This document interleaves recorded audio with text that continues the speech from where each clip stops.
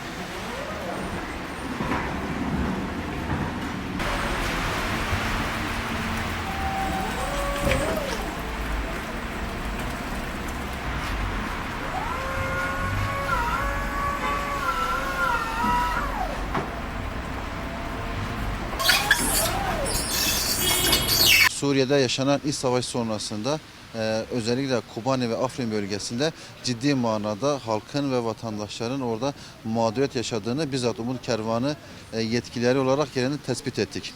Bunları tespit ettikten sonra burada Türkiye geneline bir yardım kampanyası başlattık. Bu yardım kampanyasında da her ilden Suriye'de özellikle Afrin ve Kobani bölgesine tırlar gönderdik. Şu anda da Van'da bir tır hazırladık. İnşallah bu tırımızı da Suriye bölgesine, Afrin ve Kobani'ye göndereceğiz.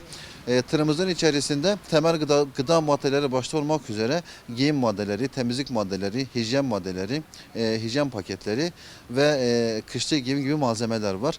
Allah nasip ederse biz bu aldığımız yardımları da oradaki kardeşlerimize ulaştıracağız. Allah razı olsun, hayırseverlerimiz bu konuda bize ciddi manada destek oldular.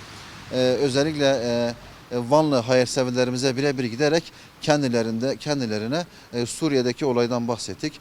Malum kış mevsimindeyiz. Hava soğuk geçiyor. Türkiye geneline ve Suriye etrafında da yani havaların çok sert geçtiğini biliyoruz.